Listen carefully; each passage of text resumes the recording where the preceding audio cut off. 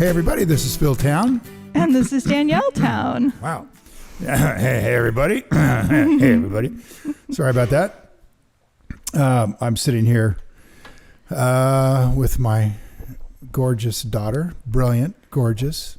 Oh, talking I think about we should start every podcast like that from now on. We should. It's InvestED for everybody who doesn't know what they clicked on.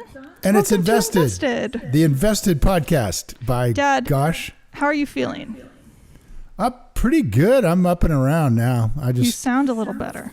Yeah, the bone's it kind of moves a little bit, so it's supposed to stay put. The collarbone moves a little bit? A little bit when I'm do too much, you know? Okay. And I found out I broke a rib, so that explains the desire I have to not cough. Or breathe, or talk, probably. Yeah, don't laugh. I shouldn't laugh. Don't make me laugh this podcast. Okay, you just give me your wisdom and I'll nod. How about that? I'll be so wise. Because we are talking about how to evaluate a company in a country that is not set up like the United States' SEC, and you have to kind of dig for the information a little bit. We're kind of playing around with Glanbia right now, which is really turning out to be something we should probably take a look at deeper. And last time we talked about just sort of the general getting started, understanding the business kind of thing. And now, before I dive into the moat side of things, moat is so critically important. The whole idea, you guys, of investing is that we want to buy a few companies in our life, and we got to pick them really carefully. And what will make it possible to just buy a few companies in our whole lifetime is that we're picking companies that can continue to function with high degree of profitability forever. That's the idea. Of course, nobody can, but forever's too long. But then again, we don't have forever anyway, so we really need just to have them function really well for a long, long time, meaning like a decade or two would be great. And that requires that they have some protection against competition, because in a capitalist society, one that is actually democratic and not fascist, right? In other words, a fascist capitalist society is one where the government is going to put its thumb on the scales and decide who the winners are. And that they do by government regulation, government interference, government laws, all that stuff. And they really put a heavy weight on the scale. And unfortunately, more and more countries are becoming more and more fascist. They don't, of course, want to call it that, because there's another version of fascism, which is what they mean by Hitler, right? But fascism as a economic system is what's going on in China right now. More or less what's going on in Russia. I'm going to let all these political definitions go on by. Yeah, agree. Right? Agree. And so what we want to do is we want to have as capitalistic a system as we can have with very low regulation, so that the market can be efficient. And that means that companies that we want to invest in will be companies that have such strong protection by virtue of a brand or by virtue of secrets, right? The great cost of efficiency of operation, where they have the lowest price, the lowest cost of operation. Those things provide a protection against competition. Otherwise, businesses compete with each other and wipe out the benefit of investing, which is not good. Oh, I see you rolling your eyes there. No, that's not a rolling of the eyes. Not an eye roll. That's a stare at the ceiling. That's a what? Wait, businesses competing with each other belies the purpose of investing? Is that what you just said? Perfect competition does, yeah. What we want is imperfect competition. We want a bit of unfair competition, in a sense, that a company has such a big moat that you can't really compete against it. Because if you have perfect competition, you wipe out the profits down to a point of just survival. Interesting. Okay, I guess I don't know how. I've never heard the official term perfect competition before. So I guess you're defining it as equal in every way. Right. Say that you decide to open your own business. Okay. You decide, all right, I'm going to be an entrepreneur. Is this like a term used in business, or is this something that you've sort of? I don't know. I'm just using it. Okay. But let's say you started to open a business and you don't have any particular skill set. So you decide you're going to open a cleaning business because you know how to clean your own house. Business. Oh, like a house cleaning business. House cleaning business. Okay. Right.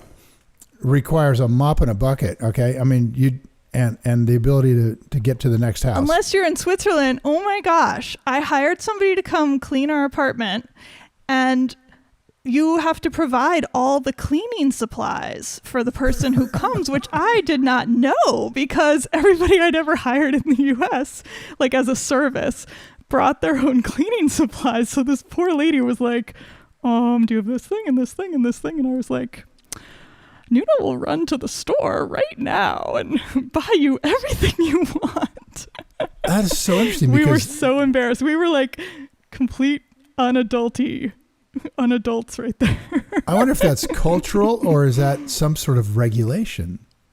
Oh gosh, I think it's just the market. I think it's just like, that's how it is. Probably like cultural, like that's how it is. And that way, let's just say that Swiss house cleaners are so stubborn and culturally locked in that if you started your own house cleaning business there in Zurich, you could have a niche by providing your own cleaning equipment. No, but the thing is, I think maybe it is cultural because I realized that way they use the stuff you want them to use. Like, well, I'm trying to explain capitalism here. Okay, explain capitalism. Don't laugh. Debate on the cleaning explain business. Capitalism. All no more laughing.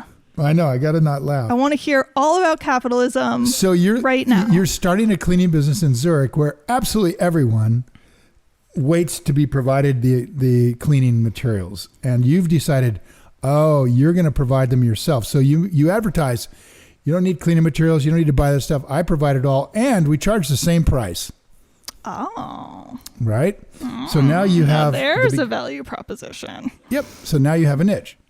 For all the 10 Americans who are excited about such a thing. Right.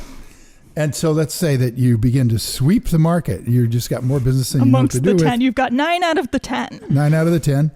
And suddenly the other competitors recognize that they are going to have to equally compete or they're going to lose all their business with the market. And so they also begin to advertise that they're going to provide their own cleaning equipment. And all of a sudden your advantage goes away very quickly so that they don't lose their business to you. And so now you are going to try to compete by offering really fine service. But they are also offering really fine service. Everybody upgrades the quality of their service. And so you have to hire more people and your profit margins go down. This is kind of perfect competition. There's nothing you can do, let's just stipulate, as a cleaning business in Zurich that every other cleaning business can't copy immediately when you do it. Every innovation, every single new thing is copied immediately. And therefore, there is no way you can charge a premium price. So it becomes essentially commoditized. Everybody's It's commoditized. Precisely. It's commoditized. And that kind of a business is, unfortunately, what many entrepreneurs start, and much to their pain and suffering, because they ended up having all the problems of running a business and making less money than they do working for somebody. So, but what we want is a business that has imperfect competition, that there is something about your cleaning business. And I'll tell you what, in this case, you've invented and patented a cleaning material that lets you go through a house in 1/10 the time of anybody else. The cleaning system that you've got.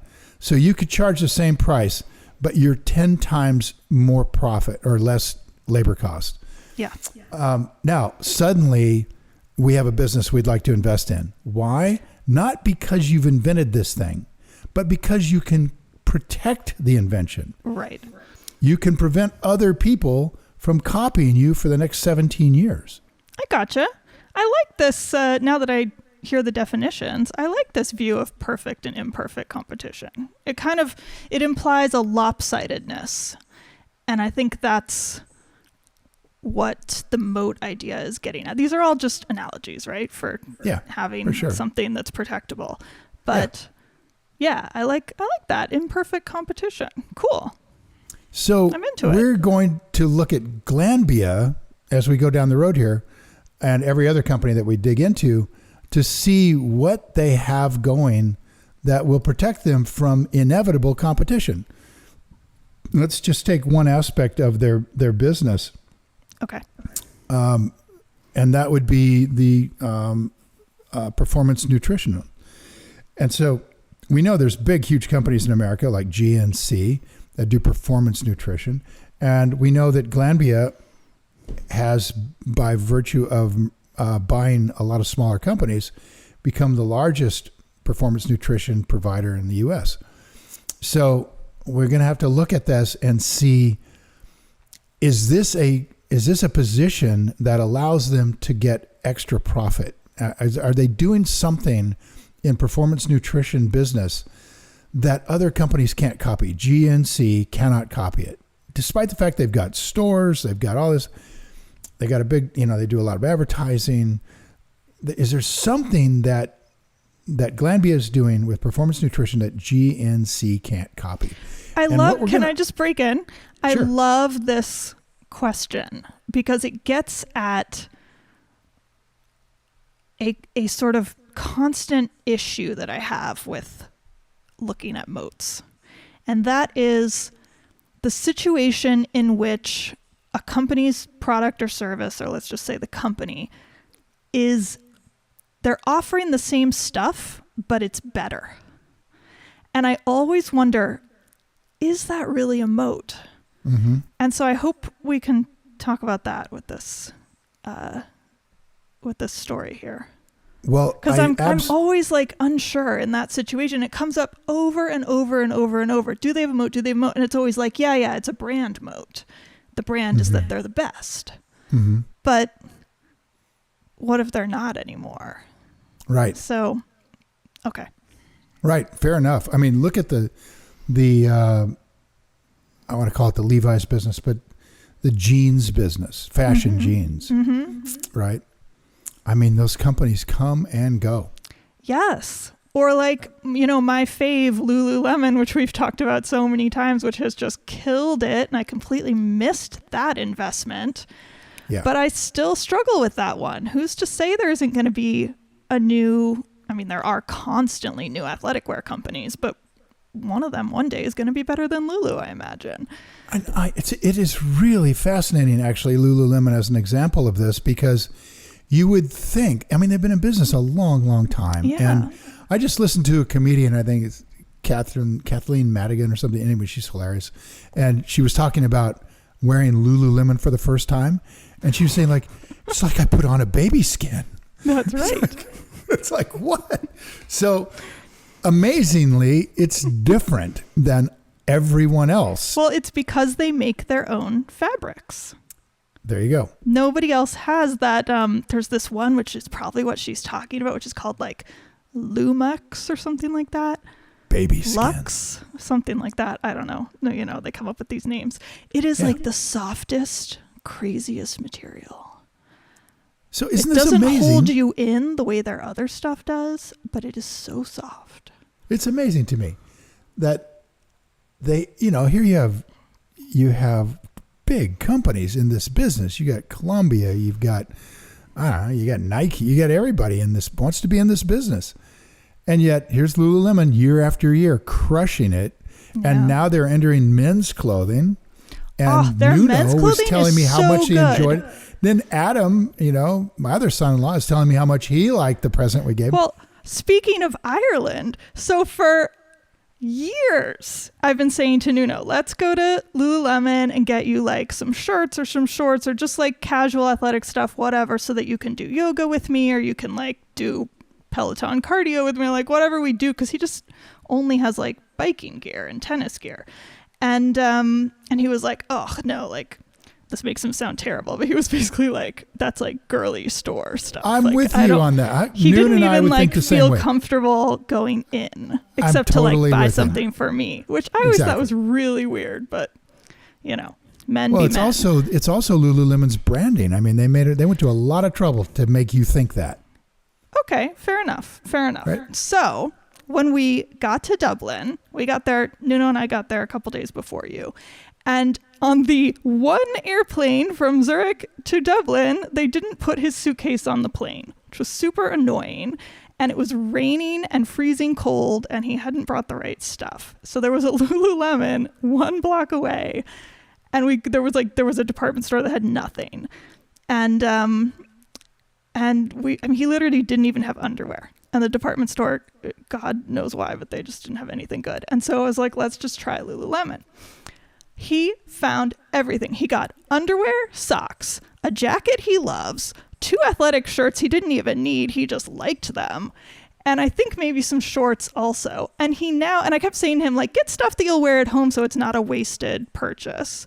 We got home and he wears his stuff all the time and tells me over and over how much he likes his jacket from Lululemon. He's so happy. He's like, the other day was like, we should go back and buy that athletic stuff that you kept talking about. Wow. And I said, great. Anyway, that's my Lululemon story of recent. And I'm determined to find the name of this fabric because I want everybody who's curious to be able to back to the point. Back to the point. Had we understood 6 years ago or 5 years ago when Lululemon was at $50 and they were replacing their founder. They were wiping out their founder. Big red flag, scared me away. If we'd understood deeply enough that in R&D departments around the world, R&D scientists were saying, how the hell does Lululemon create this sort of a garment? We don't understand. We can't figure it out. If we had known that, right, then we would have been much more comfortable in believing that Lulu was going to be able to prevent these companies from coming in and shrinking its margins. It wasn't just going to be about brand. I found it. It's called Nulu. Nulu. If anybody wants the world's softest fabric, get that one. All right. Exactly. And I will also add that at that time, they got Sephora. What? Go ahead. You're going good. They got Sephora's CEO, and Sephora went from a small makeup chain to massive global under his leadership. And I think that was the first big company he'd ever run, but he moved to Lulu and everyone was kind of like, oh, maybe he'll save this failing company. Maybe he won't. And he has done an extraordinary job. While meanwhile, Sephora has gone so downhill, like sadly, very sadly. And so I really think a lot of these things, you can look back and go like, oh, we should have seen that the fabrics were amazing, but had the leadership not known what to do with that stuff, it wouldn't have gone well. So I really think and I'm forgetting his name, of course, but he deserves a lot of the credit. And for anybody who's the kind of investor who watches executives and where they move to, this one is one to watch, in my opinion. So to the point is that we're looking for a business that has a quality, that is very difficult to compete against. With Lululemon, there's a secret involved here. It's not just brand. There's a secret. People are having a terrible time copying this fabric. And then, of course, with that secret, they build this great juggernaut of a brand. And now it's harder than ever. Even if you do copy their secret, it's like Coca-Cola. It's just such in people's heads what a quality garment is to go do yoga in that you're going to go get Lulu. So the only thing these other companies can do is compete on price. That are 10 years old, I realized the other day. This is great. So that's insane for leggings. I'm I'm going to stop talking about it. But I move us down the road from Lulu. I feel like people need to know. I regret bringing it up. I brought it up. It's my fault. That's with Lulu. So what I wanted to say in this very singular focused podcast, which has scattered itself all over the place like we usually do, is that the next steps for me on Glanbia are actually not to try to figure out the moat yet. Oh, hello. Although we've wandered into moat territory. What I want to do is I want to get a fast overview of the company itself. And by that, I mean pretty much an overview that looks at the numbers, right? So I'm starting off with, okay, do I understand the business? Is it pretty simple business? Yeah, okay. I mean, making nutraceuticals and okay, you're not building microchips. All right, so probably I can understand this business. So good. The first box I want to check is it simple that I can understand it? Second box I want to check is that they have a dominant position. And they do. They're the number one in the business by revenue. So that's good. Okay, so now we know they're pretty dominant. Do they have a large barrier to entry? I don't know. I got to find out. So that's a box that's not checked yet. And now I'm looking at numbers. I'm going onto their balance sheet and onto their financial statements, and I'm looking at what is their return on their capital. What are they making with earnings against their equity? So that's a really easy number to calculate. Those two numbers are right there in the financial statements. I can look at that and see if they're making a high return on equity or not, because I need them to be making a high return on equity in order to believe that they have some sort of moat. So just to ask the obvious question, are they, where is their stock exchange? Are they listed on the Irish stock exchange? They're London and Ireland. And okay, both. So do their reports, their public reporting, do they put that number out as part of their accounting return on equity? Not required to put it out. It's not a GAAP number that everybody's required to put out. So no. So I just wondered if it was different on those exchanges. Maybe they required it. No. Nope. So just figure you've got to go look, got to go do the work, right? So the work is real simple. I go to their annual statement and I look well, what are their profits in the last year? All right. And I see that, they made 362 million euros. All right. So that's just a number. It's just right there. Easy to find. And then I look at their balance sheet and see what's their total equity. Oh, their equity is 1,900 million euros.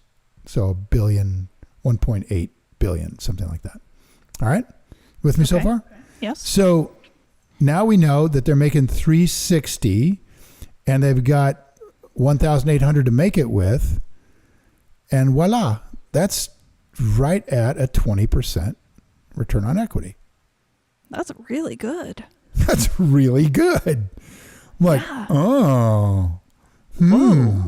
Now we're talking. Farmers know what they're doing. Yeah, these guys know what they're doing. All right. Then the next number I want to calculate is... I'm just trying to give the farmers some credit because you were super down on them. Right on. So now I still know, okay, they got 360 million in profit. What do they have in terms of invested capital? Well, invested capital isn't hard. It's just the equity plus the debt. All right. So I know the equity is 1.8. So now what's their debt? And I'm just going to look here on their liability sheet and I'm going to see that they have non-current liabilities of 640. So now I'm going to add that to 1.8. So now we've got 2.4 divided into 360, or 2,400 into 360.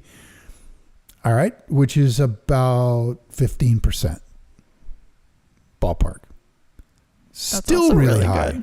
Yeah. Still really good. So if I can get numbers over 10%, over 15% for ROE, return on equity, over 10% for return on invested capital, those numbers are so meaningful. It means there's not a lot of debt and they're having a really good return on it. So then the very next thing I want to look at is, whoa, they look actually pretty damn good here. What's the balance sheet look like? I mean, do they have plenty of cash available? Are they really, I already know the debt's pretty well under control.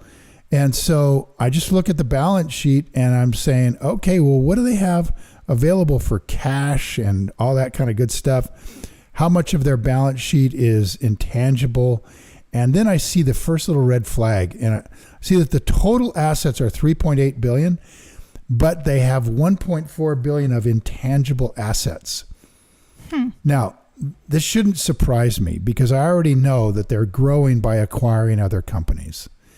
And when you acquire another company, you have to put the total purchase price of that company onto your balance sheet because you're paying for it with, let's say you were to buy it for all cash.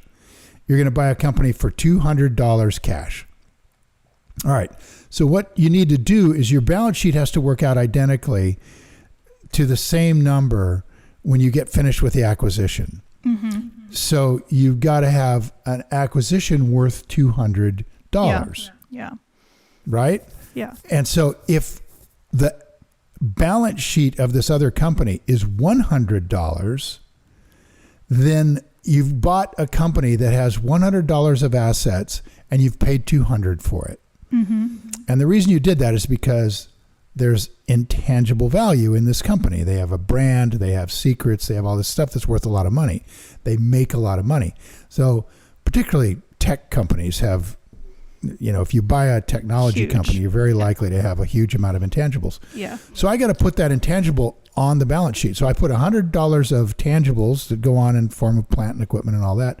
And then I put another 100 on as an intangible. So it's not necessarily a bad thing. It just depends on how good a deal this company is making on all these other companies it's buying. But it is a red flag. We want to understand what that's all about. So that's the first thing on the balance sheet. It's a red flag to me because I would want to know what kind of companies they're buying, because they're not buying tech companies. Right. I thought that sounded high to me because I thought they would be buying companies with a lot of tangibles. But maybe they're not. Maybe they're buying companies that have really great protein shake recipes. That's what I'm thinking. And they don't own the manufacturing, right? They have some plant do it for them. So that really would be an intangible kind of purchase. Maybe something like that. Yeah, absolutely. Okay, well now when I see that 1.4 billion of intangibles, I immediately look at their equity and I see it's 1.8 billion of equity. I'm like, whoa, 2/3 of their equity is intangibles. See what I'm saying? So if I were to buy this company just for plant and equipment and hard assets and cash and not worrying about the business itself, I'm just, what's the hard, I'm going to go buy a tractor, right? Or something. I want to know I'm getting my whole value there. I'm only getting $400 million worth of stuff out of this company. And so, I've got to make sure I understand this business. Of the tangible stuff, right? Of the tangible stuff, yeah. Which may or may not be even all that. Who cares? Maybe it's something we don't even care about, and the intangible stuff is incredibly valuable. Exactly. So it's just something for us to dig into down the road. So the balance sheet isn't as strong as I would like. I would love to have a balance sheet that's loaded with tangibles, and preferably I have a balance sheet that's just full of cash. That would be awesome. I would like that very much. So that's okay. I know their balance sheet is okay, but it needs some information. And then I'm going to look at valuation on this company really quickly. And I think I already said that I looked at that, and it looks like it has a pretty close to a 10 cap valuation. In other words, it's available in the market for about 10 times the owner earnings of the company. So now I've got a company. Wow, I'm getting pretty damn interested because it's a pretty simple business. They dominate their market. I don't know if they have a barrier to entry, which has got to be dug into. I don't know if management is that talented, but they appear to be a pile of accountants who are apparently pretty good at buying stuff. They've got very high return on equity and very high return on invested capital, which is very good. They've got a solid balance sheet, which has some questions about it. And their valuation is in the ballpark of what I might want to pay for a company like this. And then Ireland in the background, which is growing in the corporate world by leaps and bounds since Brexit. Yeah. So depending on how much stock we put into that part of the equation, it's very interesting. And then now I want to ask one more important question. Now that I've kind of done some work on this and I understand the business is pretty interesting, does this thing really fit my values? Do I want to be supporting a business, encouraging a business, betting on a business, thinking about a business for the next 10 years that does what these guys do? Mm-hmm. Do I want to really own this like a real owner? Yeah. Where I'm putting my money where my mouth is, where my values are, where my passions are, where I want to see a world that's better for you guys, my kids, that I think this company is going to contribute to that. Yeah, exactly. So that would be something I want to ask about this. And I would say this business is not disqualified. Performance nutraceuticals, pretty interesting. I think it's really cool. I keep saying this. I'll look into it one day when I can read. Shall we keep going deeper on this? Let's keep going deeper. Okay. I hope you guys are doing your own research. None of this is advice, obviously. Could be totally wrong. Read the financial statements yourself, but very cool. Yeah. But hopefully you're getting an idea how we might dig into this, how we think about it. I love going through it with you. It's really fun for me to hear how you do it. All right. More on this. Okay. Thanks, everybody. See you, honey. Bye. Bye.